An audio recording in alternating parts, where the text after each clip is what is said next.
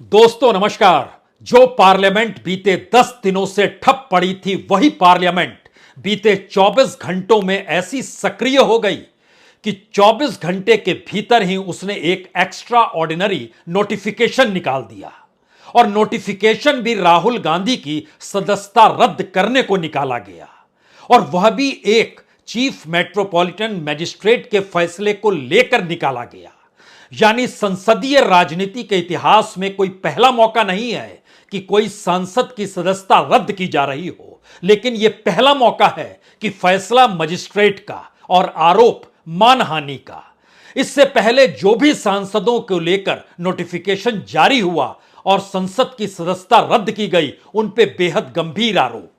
लेकिन मानहानि का मामला, वह भी मजिस्ट्रेट का फैसला। सवाल अब यह नहीं है कि राहुल गांधी किस अदालत का दरवाजा खटखटाते हैं, सवाल यह है कि आखिर इतनी तेजी आई क्यों, और इस तेजी के पीछे सरकार का कौन सा डर छुपा हुआ है।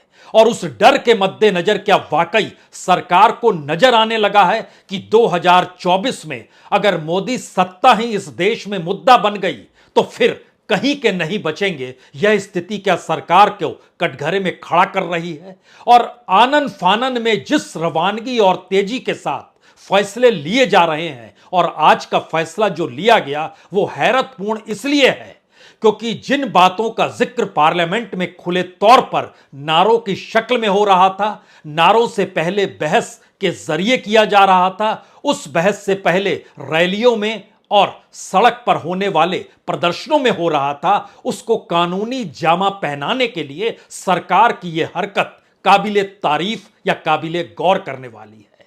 यह इसलिए क्योंकि हमें लगता है कि चंद कागजों को आज खोलने की जरूरत है, क्योंकि हमारे पास लोकसभा की उस पूरी की पूरी कमेटी की नोटिफिकेशन जो इससे पहले जारी हुए, उनकी एक सूची है जिसमें जानकारी दी गई कि 32 सांसद इससे पहले पार्लियामेंट की सदस्यता जिनकी रद्द की गई है वह हैं। उसमें बीजेपी के 7 हैं, कांग्रेस के 4 हैं, समाजवादी पार्टी के 3 हैं, आरजेडी के 6 हैं, झारखंड मुक्ति मोर्चा के 2 हैं, एआईडीएमके के 3 हैं। लेकिन इसकी सबसे खासियत बात यह है कि जिन 32 सांसदों की सदस्यता रद्द हुई, उसमें से 22 या 23 सांसदों की सदस्यता 2014 के बाद रद्द की गई है। यानी इस दौर में सदस्यता रद्द करने के लिए और कानूनी जामा पहनाने की जो पहल थी, वो पहल होते होते मानहानि मुकदमे तक आकर टिक गई। हम आज उस कच्चे चिट्ठे को आपके सामने खोलें और बताएं कि सरकार को डर किस बात का है। उससे पहले जरा समझिए कि बिहार के भीतर जो 6 आरजेडी के सांसद थे, उन सभी की सदस्यता जो रद्द हुई, उसमें 2 सांसदों की सदस्यता 2013 में रद्द हुई थी। एक लालू प्रसाद यादव और दूसरे जगदीश शर्मा, यह भी फॉर्डर स्कैम में फंसे थे।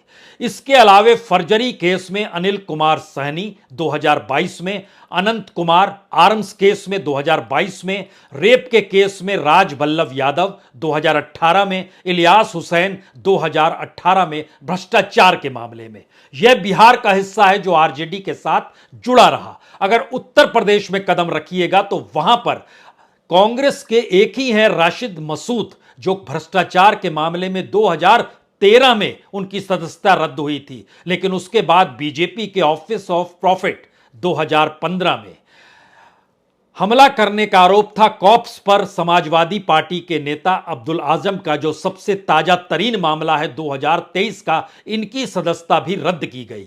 और इस लिहाज से देखते चले जाइएगा तो आजम खान हेट स्पीच को लेकर इस देश के भीतर में सुप्रीम कोर्ट तक में बहस हुई और कहा गया हेट स्पीच से नेताओं को बचना चाहिए। तो क्या हर नेता को अगर उस कटघरे में खड़ा किया जाए? लेकिन मसला आज ये नहीं है। मसला सबसे बड़ा यह है कि क्या वाकई हम जब पूरी फहरिस्त देखते हैं तो इसमें स्मगलिंग है, रेप है, मर्डर है, करप्शन है, ज्यादा से ज्यादा कमाई करते हुए और किस रूप में लोगों को फंसाने की परिस्थिति है, पोल फ्रॉड भी है, लेकिन मानहानि नहीं है। तो पहली बार एक ऐसे सांसद की सदस्यता रद्द की गई और उसमें लिखना पड़ा कि यह एक्स्ट्राऑर्डिनरी है। हमारे पीछे यह to be published in the gazette of India extraordinary part 2 section 3 2 dated the 24 March 2023, आज के दिन यह नोटिफिकेशन जारी किया गया है लोकसभा सेक्रेटरीट की तरफ से, जिसमें जानकारी दी गई कि दरअसल जो चीफ जुडिशियल मजिस्ट्रेट सूरत के हैं और जो उन्होंने फैसला सुनाया CC/18712/2019, उसके तहत जो आज जारी किया गया है वो नंबर 21/4 पैरा 3 2023 TOB, ये जारी करते हुए इसको जानकारी दी गई कि कॉन्स्टिट्यूशन ऑफ इंडिया का जो आर्टिकल 102 है और उसके section B of representation of people's act 1951 के तहत यह चीजें रद्द की जा रही है। यह पूरी नोटिफिकेशन की कॉपी है, जिसके अंत में जो हस्ताक्षर किए गए हैं वहां पर उत्पल कुमार सिंह के किए गए, जो कि सेक्रेटरी जनरल है। सवाल यह नहीं है, सवाल है कि डर किस बात का है और ऐसी स्थिति क्यों आ गई और अब कांग्रेस सड़क पर उतरकर संघर्ष 2024 की दिशा में करने के आगे बढ़ेगी। राहुल गांधी क्या जेल जाने को तैयार होंगे? जो जानकारी हमारे पास आई उसके मुताबिक राहुल गांधी कल भी तैयार नहीं थे कि जमानत लेनी चाहिए। उनका मानना था कि चुनाव के वक्त कहा गया जो वक्तव्य है उसको लेकर इलेक्शन कमीशन ने कोई संज्ञान नहीं लिया, यानी उस दिशा में देखा तक नहीं कि राहुल गांधी कौन सा भाषण कर्नाटक के कोलार में दे रहे हैं। इलेक्शन कमीशन खामोश रहा। कर्नाटक के भीतर चुनाव आयोग और वहां के एडमिनिस्ट्रेशन ने भी कोई कार्रवाई नहीं की। वो कार्रवाई हुई गुजरात में, और गुजरात मॉडल की पहुंच और पकड़ 2014 से इस देश में कैसी है यह किसी से छुपा हुआ नहीं है। और गुजरात के सूरत में एक MLA की तरफ से जो यह जारी किया गया उसको लेकर समूची बीजेपी यह कूद पड़ी, यह कहते हुए कि दरअसल यह पूरे के पूरे प्रधानमंत्री के खिलाफ ही दिया गया वक्तव्य है। और एक कदम और आगे बीजेपी के अध्यक्ष आज बढ़ गए जब उन्होंने कहा कि दरअसल यह OBC समुदाय में आते हैं तो पूरे OBC समुदाय पर हमला है। यानी एक ऐसी मानसिकता और ऐसी परिस्थिति जिसमें डर इतना भयावह है, उस डर के पीछे का कारण क्या है? हमें लगता है कि आज सबसे पहले चंद पंक्तियों में उन बातों का जिक्र करना चाहिए, क्योंकि जो बात निकलकर अडानी कांड से निकली है उसमें जाहिर तौर पर इस देश की इकोनॉमी से खिलवाड़ है। इस देश के भीतर में मनी लॉन्ड्रिंग और ब्लैक मनी को लेकर संकट गहराया है। इस देश के भीतर में बैंकिंग का वैल्यूशन और बैंकिंग के द्वारा दिया जाने वाला जो निवेश है उसको लेकर संकट गहराया है, लेकिन सरकार खामोश है। और इस बात का जिक्र बार बार हो रहा है कि कहीं अडानी फंसे तो कहीं मोदी तो नहीं फंस जाएंगे, कहीं ये क्रोनी कैपिटलिज्म का नेक्सस इस देश के भीतर में इतना बड़ा तो नहीं है जो पूरे के पूरे सिस्टम को चला रहा है। तमाम बातें कही जा रही हैं, लेकिन जब हम फैक्ट्स का जिक्र करना चाहते हैं कि फैक्ट्स फिगर क्या कहते हैं तो उस दिशा में जरा समझने की कोशिश कीजिए। कितनी बड़ी तादाद में इस दौर में पूरी फेरिस्त है जो स्कैम से भरी हुई है, जो इस दौर में स्कैम को उभारते हुए रिजर्व बैंक की तरफ से रिटर्न ऑफ करने की स्थिति में लाकर खड़ा बैंकों को कर देती है और कहती है कि अपनी बुक को ठीक करने के लिए ऐसा कीजिए। तो क्या सारे मामले उभर सकते हैं? क्या यह डर है कि अगर जेपीसी बैठ जाएगी और जेपीसी जब परिस्थितियों को टटोलने लगेगी तो इसीलिए यह हड़बड़ाहट दिखाई दी गई कि 24 घंटे के भीतर सदस्यता रद्द करने की दिशा में सरकार बढ़ गई? सहमति तो सरकार की रही होगी खुद अपने बूते किसी नियम कायदे कानून के तहत, क्योंकि हर कोई जानता है जैसे ही सजा दी गई वैसे ही 30 दिन के किसी भी अदालत में जिरह करने के लिए और वहां पर अपील करने के लिए 30 दिनों का स्पेस भी दिया गया। लेकिन बावजूद इसके लोकसभा सक्रिय, पार्लियामेंट के भीतर से नोटिफिकेशन जारी और गैजेट में वो छप कर आकर मोहर के साथ खड़ा हो गया। अब आइए, कौन सा डर है इस देश के भीतर में उन परिस्थितियों को लेकर सरकार के सामने कि अगर सरकार ही मुद्दा बन जाए और सरकार के इर्द गिर्द जो तमाम आर्थिक पक्ष है और उसके जो घपले घोटाले हैं वह कहीं खुल जाए तो क्या होगा? हम एक फहरिस्त आपके सामने बताते हैं। कंपनी भी है, कंपनी के मालिक का नाम भी है और रकम भी है। बहुत सब नाम नहीं ले सकते हैं क्योंकि सभी नाम लेने में 782 लोगों के नाम लेने होंगे। 782 नाम छोड़ दीजिए, टॉप मोस्ट 10-15 नाम हम आपको बतलाते हैं। जैसे DHLF स्कैम, राजेश पधावन, 34,000 करोड़ का यह पूरा स्कैम निकल कर आया। ABG शिपयार्ड, ऋषि अग्रवाल, 22,800 करोड़ का स्कैम यह निकल कर आया। स्टर्लिंग बायोटेक नितिन संसेरा 16,000 करोड़ का स्कैम निकल कर आया। डीपीआईएल घोटाला अमित भटनागर 2,654 करोड़ का स्कैम निकल कर आया। रोटोमैक घोटाला विवेक और राहुल कोठारी का नाम आया, 14,000 करोड़ इनसे भी जुड़ा। वीडियोकॉन घोटाला वेणुगोपाल धूत का नाम सामने आया, 3,250 करोड़। किंगफिशर यानी विजय माल्या 9,900 करोड़। आईपीएल घोटाला ललित मोदी, जो और पहले चले जाइए, जिस जिक्र का जिक्र बार बार हो रहा था कि ललित मोदी और नीरव मोदी का जिक्र ही तो किया गया था, तो ललित मोदी 1,700 करोड़ रुपए। गीतांजलि जेम्स नीरव मोदी 3,250 करोड़ रुपए। Gitanjali Gems Mehul Choksi 13,500 crore. REI Agro Sandeep Jhunjhunwala और संजय झुंझुनवाला 4,314 करोड़।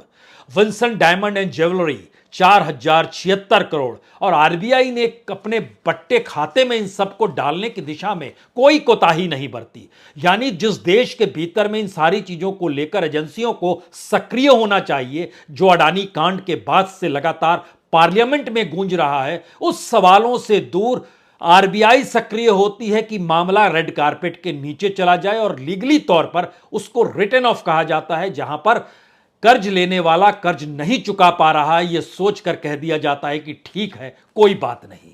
सरकार के माथे पर कोई शिकन नहीं पड़ती है, क्योंकि मसला सरकार को बचाने का है, या इस दौर में कानून को इस रूप में मोड़ने का भी है कि सरकार के ऊपर कोई आंच ना आए और सरकार पाक साफ दिखाई दे। क्या ऐसी स्थिति है? क्योंकि जब हम इस बात को परखना शुरू करते हैं कि क्या वाकई अडानी दोषी अगर हो जाएंगे, तो क्या देश के प्रधानमंत्री मोदी भी दोषी हो जाएंगे? क्या अडानी का साम्राज्य अगर ढह जाएगा, तो क्या भारत की इकोनॉमी के साथ प्रधानमंत्री मोदी ने जो पूरी इकोनॉमिक ढांचा बीजेपी के लिए खड़ा किया है इस दौर में, वह भी ढह जाएगा क्या? या क्रोनी कैपिटलिज्म की जो तस्वीर जो कॉरपोरेट से खुली यारी दिखलाती है, क्या वह भी ढह जाएगा एक झटके में? या लोकतंत्र में खुद को बचाने के लिए कानून के साथ कुछ ऐसा खेल इस दौर में खेला जाता है जिसमें सब कुछ हमारे अनुकूल बना रहे? क्या ऐसी स्थिति है? हमें लगता है कि तमाम नीतियां इस देश के भीतर में अगर वो जांच के दायरे में आकर खड़ी हो जाए, तो 2014 से 2023 तक की एक लंबी फेरिस्त है। वहां पर तो हम जिक्र 782 लोगों का कर रहे थे कि इतने लोगों के नाम हमें लेने पड़ेंगे, लेकिन कल्पना कीजिए इस देश के भीतर में लगभग 164 योजनाएं ऐसी हैं जो ऐलान होती हैं, प्रचार प्रसार होता है, लेकिन इंप्लीमेंट की दृष्टि से जमीन पर वो गायब हो जाती है, या नजर नहीं आती है, या फिर फीकी पड़ जाती है, या फिर उसके बारे में बार बार जो कहा जाता है वो सब कुछ धूमिल दिखाई देता है। हमें लगता है कि आज उसमें भी 10-15 चीजों का जिक्र करने की जरूरत है। उसमें शुरुआत तो नमामि गंगे योजना से ही होनी चाहिए। उसको लेकर भावनात्मक तौर पर मां गंगा ने जब बुलाया था, उसके बाद की परिस्थिति को परखिएगा तो हो सकता है आपकी हथेली में गंगा पानी के साथ कुछ प्रदूषण भी आ जाए। और उसके बाद स्वच्छ भारत स्कैम, यह भी एक बड़ा है। राफेल स्कैम छुपा नहीं है, लेकिन सरकार ने कहा था कि नेशनल सिक्योरिटी का मामला है, नहीं बताएंगे। सुप्रीम कोर्ट भी कुछ नहीं कर पाई। नोटबंदी का स्कैम क्या छुपा हुआ है? जो 6 वजह बताई गई कि इस वजह से नोटबंदी हो रही है, 6 वजह कहीं ज्यादा बड़े रूप में सामने आकर खड़ी हो गई, लेकिन सरकार के माथे पर शिकन नहीं। उसके बाद देखिए एनपीए का स्कैम 2,40,000 करोड़ से बढ़ते बढ़ते कितने लाख करोड़ हो गया, इसका अंदाजा सिर्फ इस बात से लगना चाहिए कि तकरीबन 11 लाख करोड़ सरकार ने माफ कर दिए एनपीए की रकम को, कि बैंकों की किताब ठीक रहे।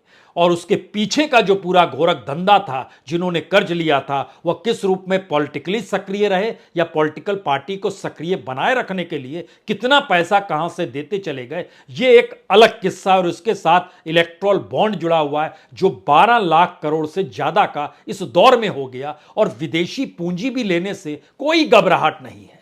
एक लंबी फहरिस्त है सरकार के भीतर की चलती हुई, जो हो सकता है व्यापारियों को जीएसटी के जरिए भी लगती हो। और जब आप उस इलाके से गुजरे जहां विपक्ष के नेता विजय चौक तक आए थे, तो उनकी नजर बार बार जा रही होगी सेंट्रल विस्ता की दिशा में। सेंट्रल विस्ता को लेकर 13,450 करोड़ का जिक्र जो बार बार होता है, उसकी जरूरत को लेकर, उसमें जो जिन कंपनियों को लगाया गया उनको लेकर, ये सारे सवाल अनसुलझे से हैं इस दौर के भीतर में, और उसमें आपके जहन में पीएम केयर्स भी आएगा। पीएम केयर नाम है उसका, दफ्तर सरकार के दफ्तर के भीतर है, लेकिन वो इस देश की सरकार के पीएम केयर नहीं है। वो एक प्राइवेट हाथों में चीजें हैं जिसकी जानकारी बकायदा अदालत में दी गई।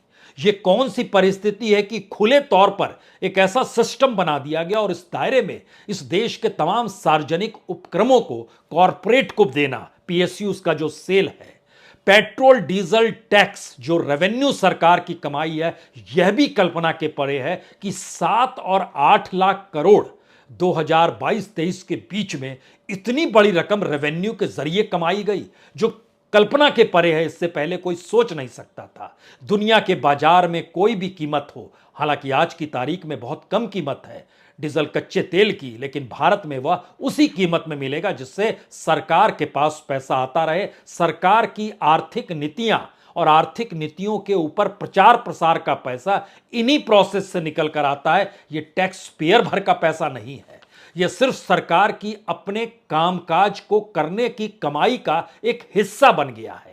उसके बाद आइए याद कीजिए पेगासस कांड, जासूसी कांड, उसमें भी इसी जिक्र था कि दरअसल नेशनल सिक्योरिटी है।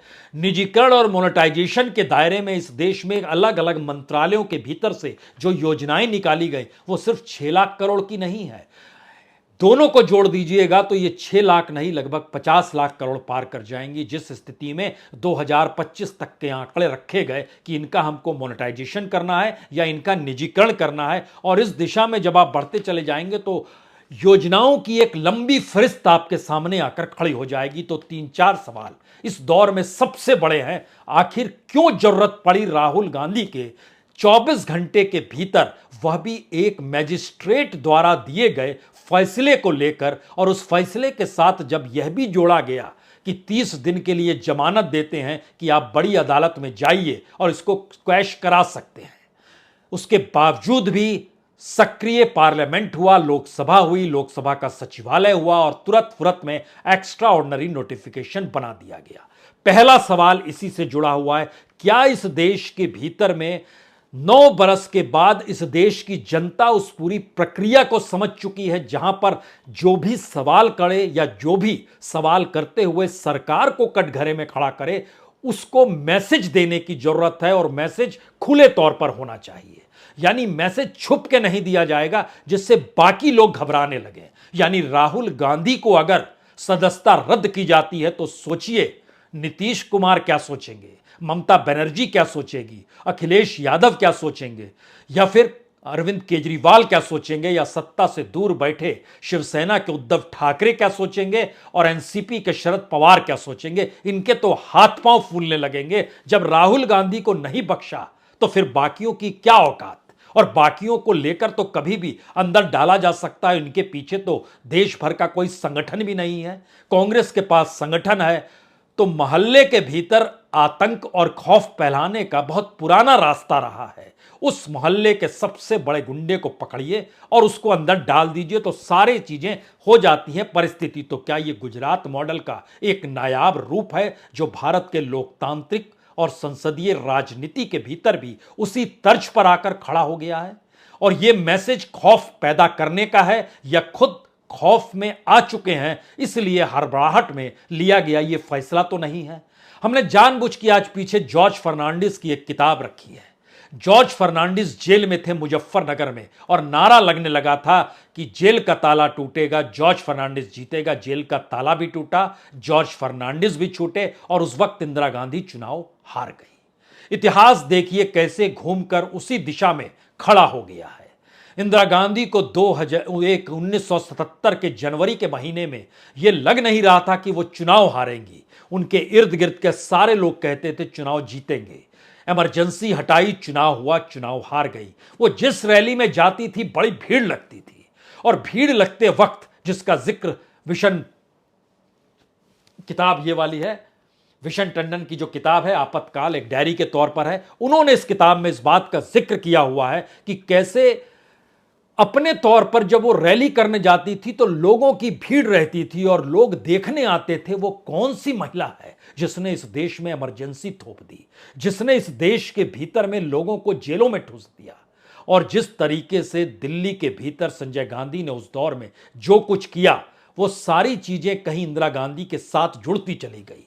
तो क्या वाकई मौजूदा वक्त में देश के प्रधानमंत्री को लेकर लगती हुई रैलियां और उसमें भीड़ कहीं उस दिशा में तो नहीं जा रही, और ये खौफ इस दौर में सत्ता के माथे कहीं परेशान करने तो नहीं लगा है? और इसलिए हड़बड़ाहट में एक के बाद एक फैसले इसलिए तो नहीं लिए जा रहे हैं कि मुद्दा सरकार बने ही नहीं, मुद्दा विपक्ष बन जाए, मुद्दा राहुल गांधी बन जाए, राहुल गांधी के जरिए नेशनलिज्म का मुद्दा आ जाए, कभी नेशनल सिक्योरिटी का जिक्र हो, यानी कहीं राष्ट्रवाद का जिक्र हो, कहीं धर्म का जिक्र हो तो हिंदुत्व का बोलबाला हो। ये सारे चीजें डायलॉग्स दरअसल इलेक्शन की दिशा में बढ़ते हुए कदम है।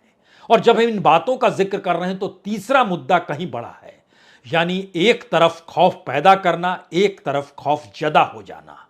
और तीसरी सिचुएशन यह है कि 2024 के बाद की परिस्थितियों को लेकर पहली बार विपक्ष के भीतर उस तरीके का करंट दौड़ने लगा है जहां उन्हें समझ में आने लगा है कि दरअसल ये 2014 नहीं है, ये 2019 भी नहीं है, और 2024 के बाद 2029 पता नहीं आए कि ना आए। यानी वो पूरे नेताओं की कतार और उनकी उम्र और उनकी राजनीतिक जमीन को जरा परखने की कोशिश कीजिए जो विपक्ष में मौजूद है। उनके लिए 2024 जीवन मरण का सवाल है, लेकिन जीवन मरण का सवाल अगर उस पार है तो इस पार भी है।